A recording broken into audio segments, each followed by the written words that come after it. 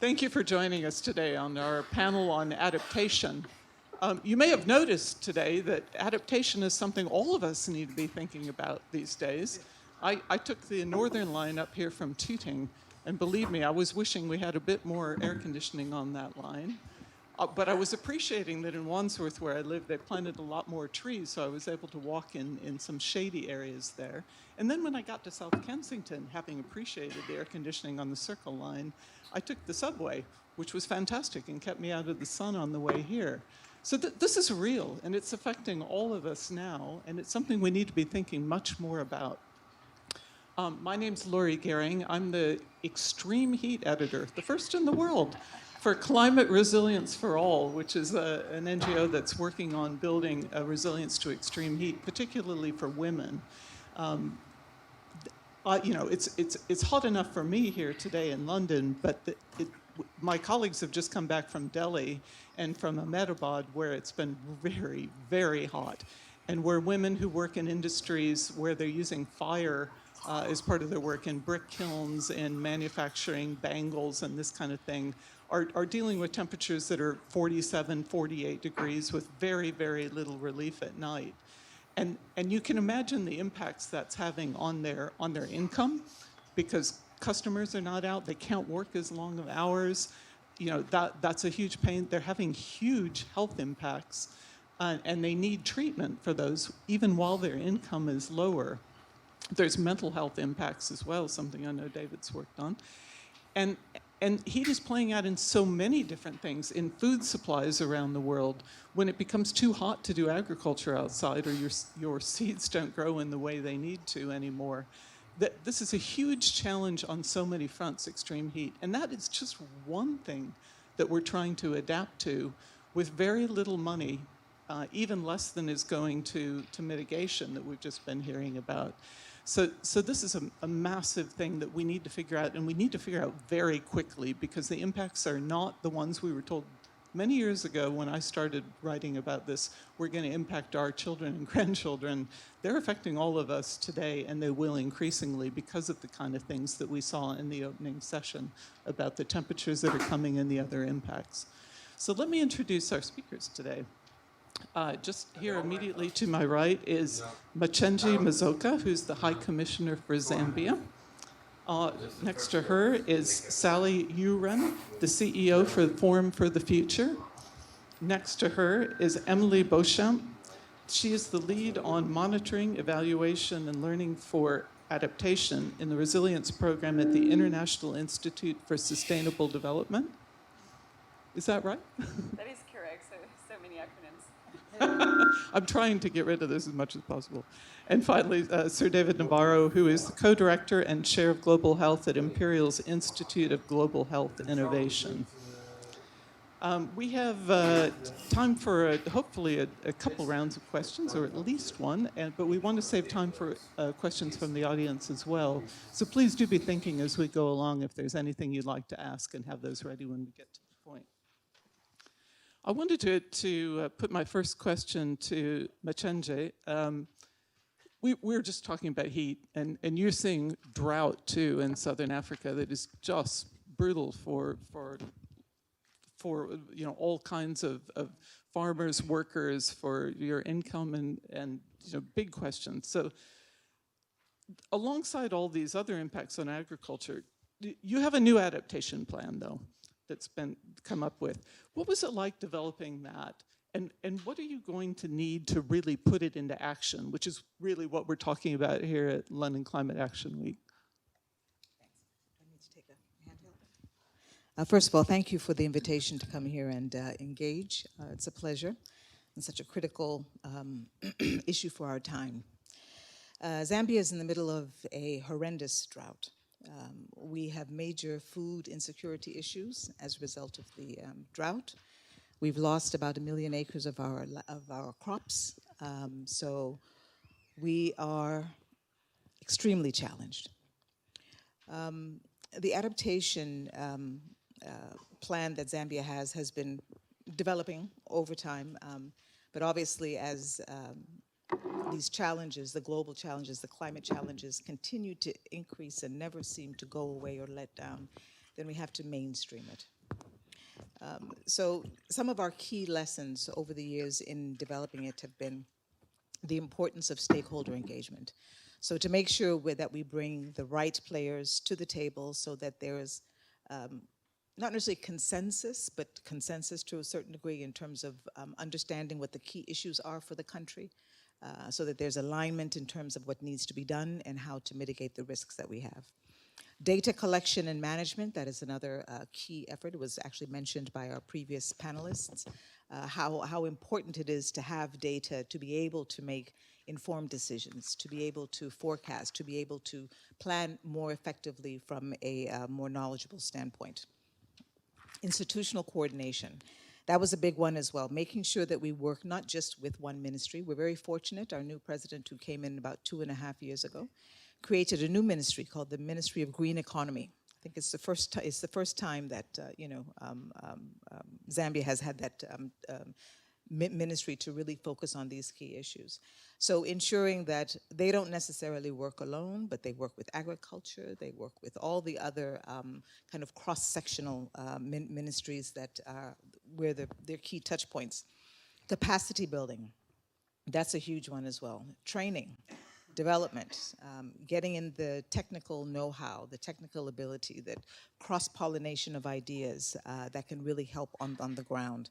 Awareness raising, education, really working with education, because at the end of the day, as a global community, I'm not sure how well we'll do with this generation, but the younger generations that are behind us, we have an opportunity to inculcate their ideas and their knowledge and their and just to kind of bring them along and so forth. Integrating adaptation into development planning, that's critical. They shouldn't be separated, so that's one of the key things that we also had looked at.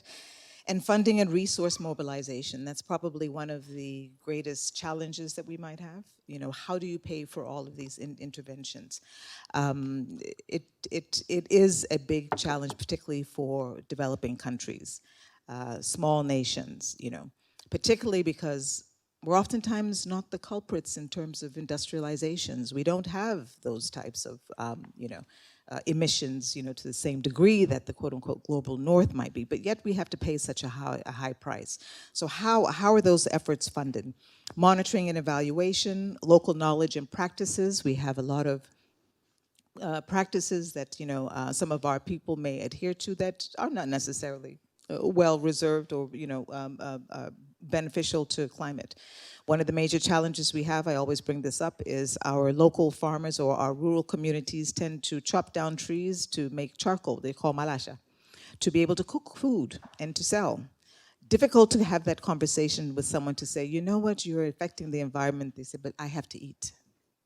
So how do we balance out that narrative? Risk management and resilience building, and then of course policy and legislative support. That's critical to make sure that we mainstream thinking around it.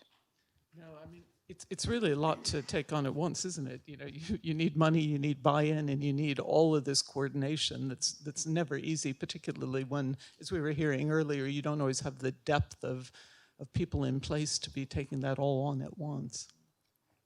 I wanted to turn to Emilie. You're just back from the Bonn intercessional negotiations and looking at adaptation. So what are the main issues we ought to be watching for on the adaptation negotiations this year? What have negotiators and countries been working on, both on this new framework for the global goal on adaptation and on finance, crucially?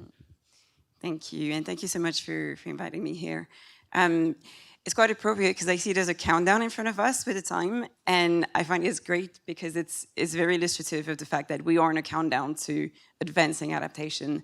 And in fact, one of the main things that countries have been working on negotiations over the past few years, and something that was a big momentum being agreed at COP29 last year, was a framework for a global goal on adaptation. So basically the counterparts of the energy 1.5 target for how to go towards adaptation.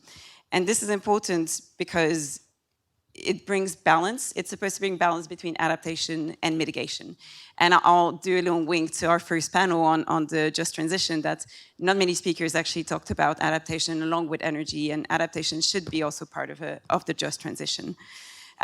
So the global goal on adaptation and work in the negotiation is very important to bring balance and parity with mitigation, and remembering that actually adaptation, mitigation is a continuum. If we don't do mitigation well, we need adaptation, and we need it now. We need it yesterday for the people who are experiencing drought, etc. And if we don't do adaptation well, then we are at the risk, and we are already creating irreversible and more expensive losses and damages. So we need to think about this not in silos, but all together. And remember that actually for most countries, priorities is to do action on climate adaptation, not necessarily on mitigation. So the second point of why negotiations have been important and the global goal on adaptation has been important is about communication and rallying actions. So adaptation is very contextual, so it can be quite difficult to talk about it across, especially to policymakers and business and private sector. Actually, the GGA framework is bringing a shared understanding and common knowledge to go and work on adaptation together. And that is on 7 priority themes, and we'll hear a bit more about that on health sector and on the built environment, but also on key dimensions for adaptation. So the importance of doing national adaptation plans, and how to support that. And the third point that's been very important in negotiation is the global goal on adaptation. The framework is bringing also a framework on how to assess collective progress on adaptation. So bringing that evidence and bringing that data. Adaptation is a learning process in itself. If we don't have evidence that's constantly feeding in, we don't know how to adapt to mostly unpredictable shocks and climate changes. So that's really key, for example, on improving monitoring, evaluation, and learning systems in countries, but also globally. And bringing what one of the previous panelists mentioned as bringing that theory of change that links what works, what doesn't work, but also for whom, because most of the time the people who are the most vulnerable to climate changes are not the ones who have a voice and who are seen. And I'll just add to this with a countdown that actually all these great points that have been worked on in negotiations won't be effective or successful if we don't actually agree on a strong finance outcome with the new collective quantified goal, or NCQG, at Baku this year. So this is extremely important. The IPCC, the Adaptation Gap report, have said that adaptation is critically underfinanced. Countries are doing the national adaptation plans.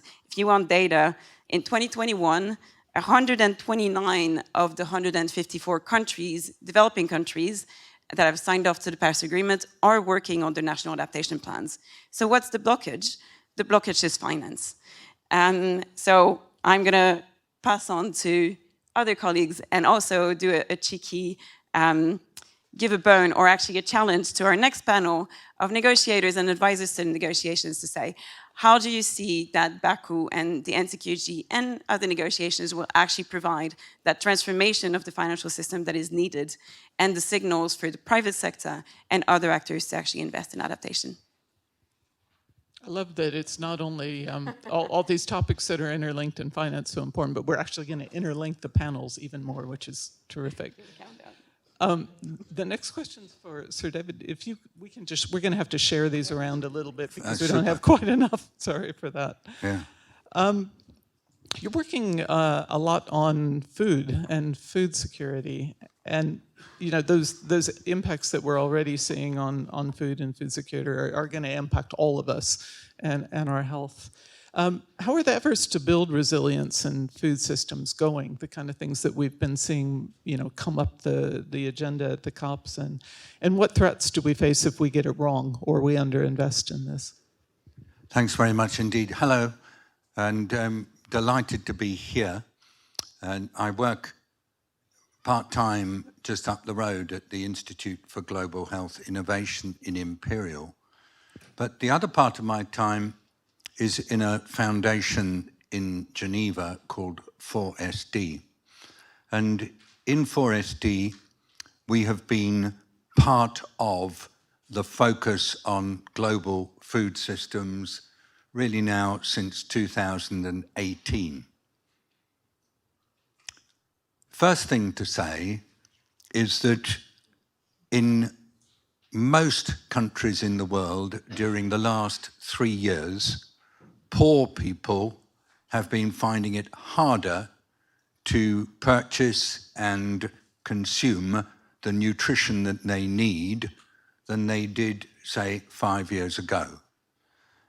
The cost of living crisis, when it comes to nutritious food, has hit poor people much, much harder than wealthier people. You might say that's obvious, but I want to say that the impact on poor people has been disproportionately worse than their poverty should suggest. The reasons for this are not totally clear, but we have seen how during the cost of living crisis that actually poor people and poor countries have had a much tougher time. Harder to get hold of cash, harder to get credit, more difficult to get charity and support, social protection hard to find, food banks over full and not able to serve people, plus, plus, plus. Now, the consequences of this reality is that levels of food insecurity and malnutrition have massively increased. But why is it getting worse? Is it just the cost of living crisis? It's more than that. Accelerating climate change is eating into people's ability to access the food they need at a very rapid rate. Estimates from the Food and Agriculture Organization are suggesting that the numbers of people in the world who don't get access to a nutritious diet is well over 800 million right now. That's 10% of the world's population. And then assessments of the number of people in crisis conditions of food insecurity have also gone up. In some estimates, they've doubled in the last year and a half. It's not straightforward. Last point. Accelerating climate change comes with increased conflict, comes with decreased personal security in the home, comes with an epidemic of governments that are moving away from providing social protection to their people. So the trends are looking particularly bad, and those, of course, disturb us. That's just my taster. Thank you. Yeah, no, I mean, it's a really important point, actually, that we're trying to come together. We keep hearing in these panels to address this, but the sort of shrinking democratic space that's happening around the world as we try to do this is making it harder, and that's only going to get harder if we can't get together before things get worse. I wanted to turn now to Sally. So we've been hearing all day that, you know, private sector is where the money is, and we really need the money to do this. So how can the private sector drive forward this much-needed climate adaptation? You know, is there a business case for it? Thank you, and good to be here. I did my PhD at Imperial College, so I definitely had a little trip down memory lane earlier today. Yeah, I think the private sector has got an incredibly important role to play, and just in terms of the perspectives for my comments, just wanted to say a bit about the work we do at Forum for the Future, which will explain why I think the private sector has got such an important role to play.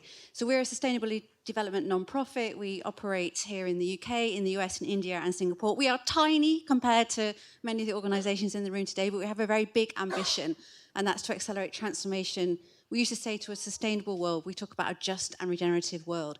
And we're focused on 3 transitions: the energy transition, the food transition, and critically, and this is where my comments come from today, a transition in the role of business. How might the private sector play a much broader role in driving positive impact for our society, for our economy, and for our planet? So that's really the perspective I bring today, and specifically the perspective of one of our projects called the Climate and Health Coalition, where we're really trying to unlock the ability of the private sector to drive co-benefits in climate and health, both from mitigation and adaptation, because I completely agree, we divorce those two at our peril. So what I wanted to offer you was a 6-point plan for private sector engagement in adaptation. And the first point is not just about the money. So that's the first thing that the private sector can offer into the adaptation piece. Private sector can offer seed funding for innovation and critically investment for scaling. So if we think about what's happening in the food system right now, and David will really know about this, lots of private sector activity putting significant investment in a rapid transition to regenerative agriculture. That's both a mitigation play and an adaptation play. Number two, the private sector has got incredible supply chain reach. And therefore, in terms of adaptation, building community resilience, these supply chains that crisscross the globe often end up in communities that are hard to reach. So leveraging those supply chains to build community resilience is number two. Number three, the private sector have got these brands that touch billions of people's lives every day. And just to give you an example of how you can activate those brands, you can activate them to build awareness around heat stress. But one of the partners we have in our Climate and Health Coalition is Haleon. There used to be GSK Consumer Healthcare. They have a brand called Otrivin. It's an asthma inhaler. Through that brand, they're raising awareness with school children in different parts of the world to take different routes to school so they can avoid the heavy pollution of the roads. Number four, innovation. The private sector is packed full of innovation, from new technologies, early warning systems to enable farmers to get a better handle on changing temperatures, but also in terms of products and services. Number five, data. The private sector is oozing with data that allows, again, this early warning system, but actually data services that allow whole-scale infrastructure development. I think I mentioned, actually, I was in Baku, of all places, last week at a pre-COP summit, and I was really blown away by an incredible partnership between Amazon Data Services and HITA, who put in electrification towards renewable health systems. That data platform is allowing resilience to be delivered in many parts of Africa. And then number six is partnership. So I just mentioned Amazon Web Services, but one of the partnerships, again, coming from one of the organizations in our Climate and Health Coalition, Bupa, who in the UK we know them as private health insurance, but in many other parts of the world they deliver healthcare services. They have incredible partnership with the Norman Foster Foundation, building training for the next generation of architects that can then deliver smart cities, deliver zero carbon cities that allow access to open spaces, that allow health benefits. So there are at least those 6 ways that the private sector can play a role. You may then say, well, if that's so obvious, why do we not see as much activity as we should on adaptation? And I think that's in part because we don't shine a light enough on the business case. So again, in Baku last week, I heard some people say, well, the business case for mitigation is really clear. I mean, it is. If you cut energy emissions, you cut costs. But I would argue that the business case for adaptation is even stronger. We know that if we can deliver adaptation, then we deal with loss in productivity. We know that adaptation gives us supply chain resilience. And we know that actually climate adaptation gives us value creation opportunities through new products, new services, and new data. So I think we really need to be much stronger on the full role of the private sector, be clear about the business case, and my last point is we need to break down the silos that we have at the moment between the public sector, the private sector, between the health development community and the climate community. We need to mix it all up now. Thanks so much.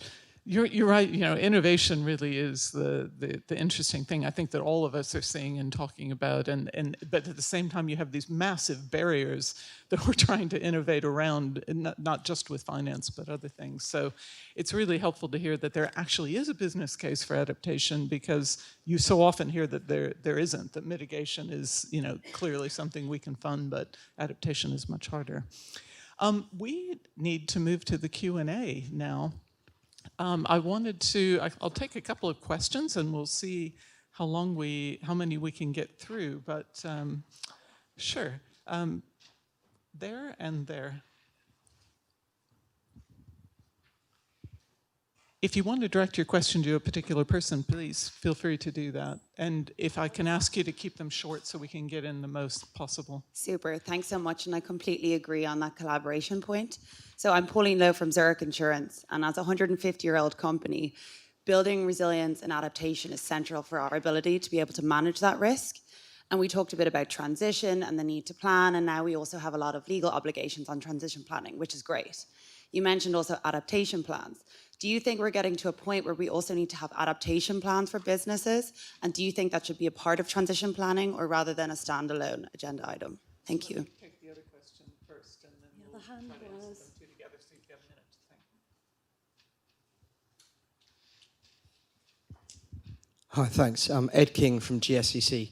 It's fairly clear from all the kind of metrics we have that adaptation finance is absolutely woeful and far lower compared to mitigation. But it's also clear that rich countries, when there is a clear self-interest, such as Ukraine, can find the cash or COVID and generate billions fast. If you were faced with Sir Keir Starmer, Prime Minister Sir Keir Starmer, in 2 weeks' time, and he asked you to very quickly sell him the self-interest story for the UK to actually raise its climate finance for adaptation, what are the 1 to 2 points you try and make to him? Okay, who's got an answer to any of that? Do you want to go first, Sally? Yeah, I'll take the adaptation question. So actually, what we need are integrated climate strategies, which talk about the path to net zero and even climate positive, but also adaptation. So in the guidance that we've published for the private sector to really unlock the benefits of acting at the interface of climate and health, because of course, climate health, and you were right in your opening comments, the impacts of climate on health are just unequivocal, and actually climate and health are just completely intertwined. And so what we've done in the guidance is essentially taken everything that you can do around decarbonisation and adaptation and shown how actually it can deliver a health benefit. So we need integrated climate strategies, which are, yes, about rapid and urgent decarbonisation, but also rapid and urgent allocation into adaptation. I don't think they can be separate. Do you have anything on that? Actually, I was going to add another question in there in terms of from the business perspective, because I love those 6 points. How then do we get more businesses on track to kind of jump on that narrative? Because there has to be a way, and particularly because that's your ecosystem. Is there a sense of responsibility from other businesses to speak to other businesses, to be able to have that kind of innovative approach? Yeah, I mean, part of the how is why I went to Baku last week, which, by the way, is not an easy place to get to from London. It's not a well-trodden route, but it's still very possible. And the part of the reason for going is that in a lot of the pre-negotiations that are happening right now, the private sector voice isn't actually even there. And so I think that, A, we can elevate the role of the private sector, both outside of the private sector, but within it. Because I think even within the private sector, awareness of the vast array, particularly of financing mechanisms that are available, are there. So I think as well, we do need to embrace this collaboration, and maybe for some parts of the system hold our noses a bit, because the private sector, in many people's eyes, you know, it's the villain of the piece.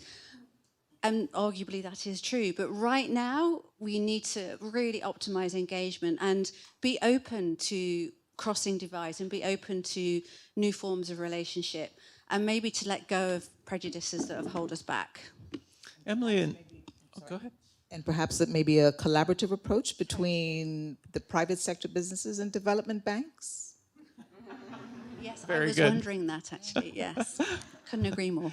Emilie and David, I would love for one of you to tell me what you tell our potential new Prime Minister.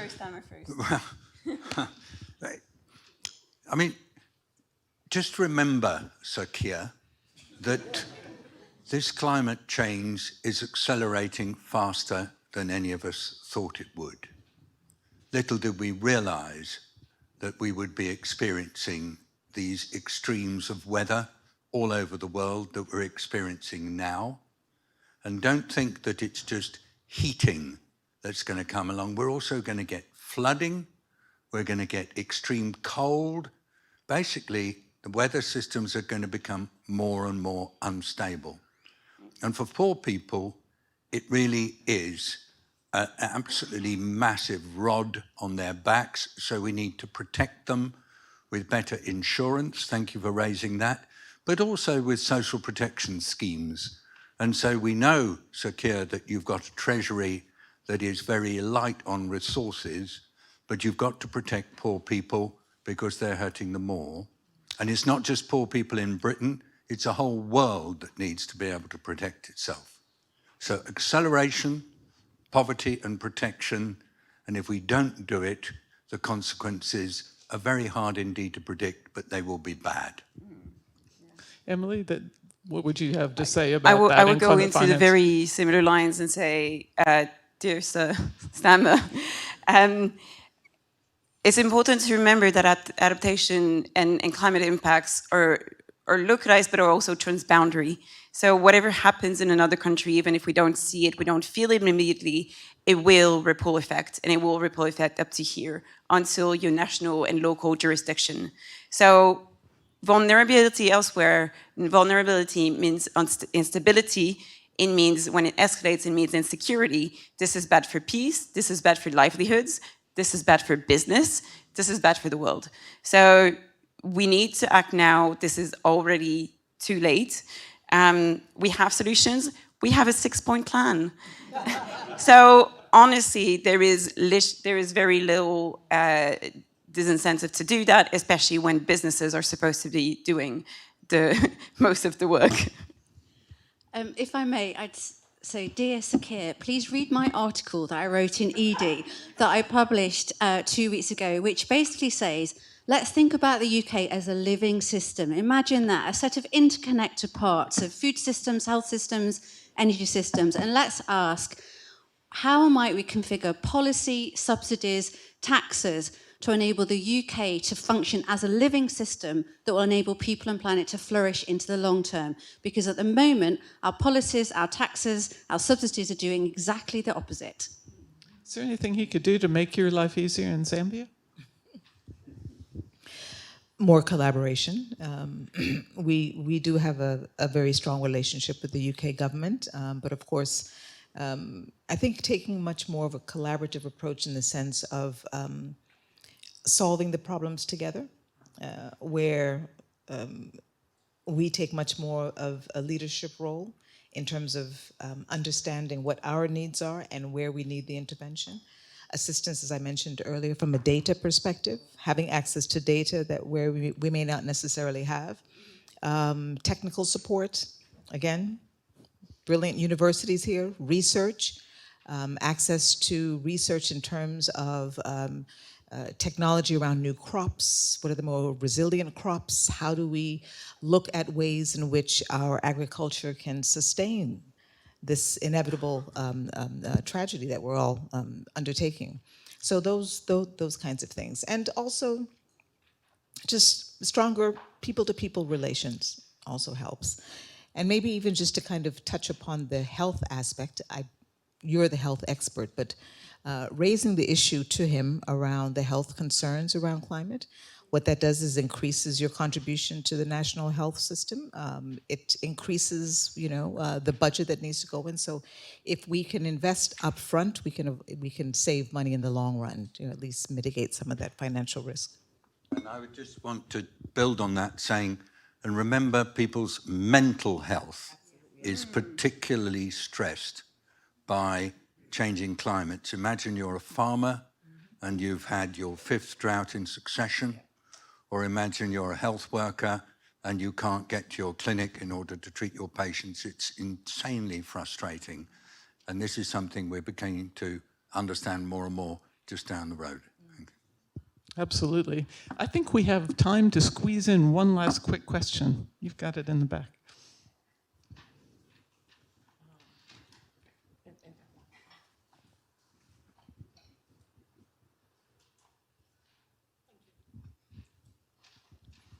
Thank you.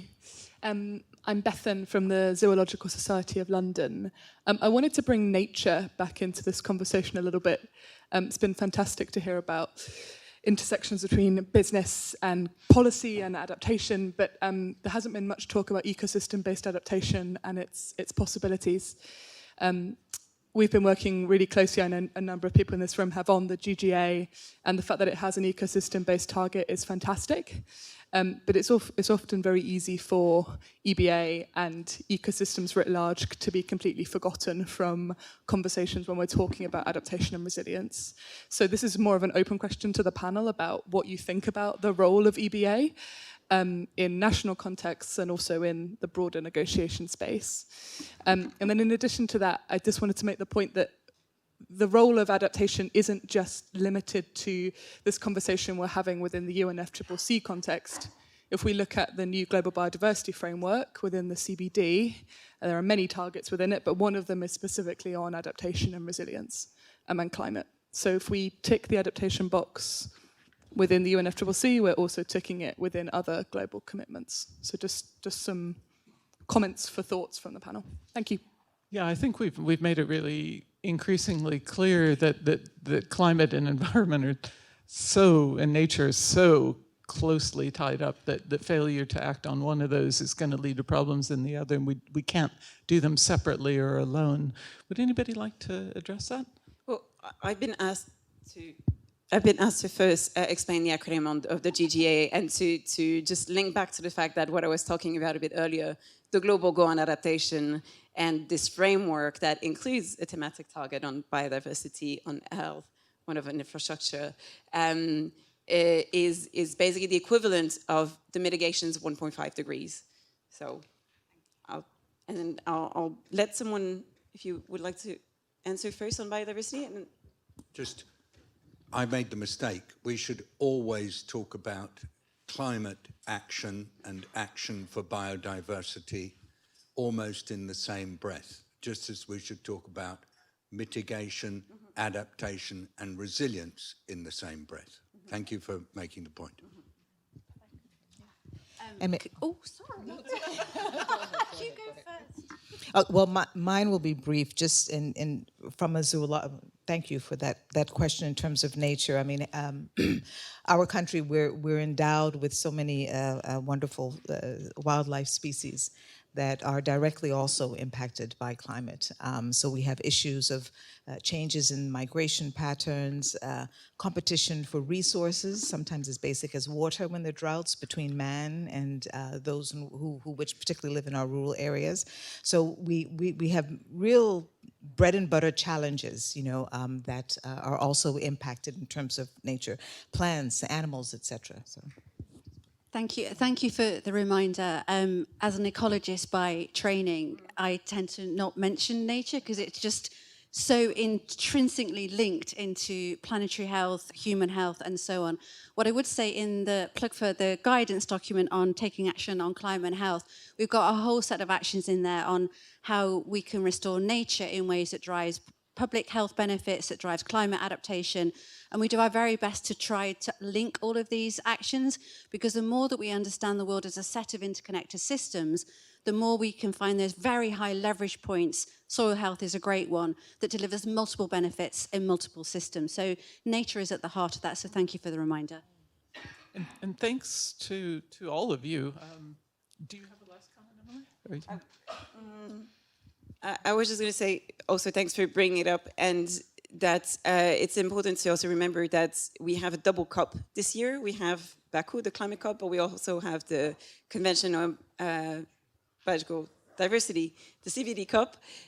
So it's important to make these linkages both in both global frameworks to create the international signals, the international requirements that will help Sir Keir Starmer and other policymakers and businesses to understand how these make sense together. And that's how you really drive EBA and BS into national and local context. Yeah, joining it up is all really hard work. I'm sure you all know, but it's really, really crucial to making progress that lasts on these things and is sticky and achieves something. Thank you so much to our amazing panel for, I think, it felt like an encouraging chat on adaptation, which is not always the case, actually, when we talk about this and the lack of finance. And thanks to all of you for your really good questions and for listening. I'm going to hand over to Katarina now, but we're heading to a break. Thanks so much to all of you.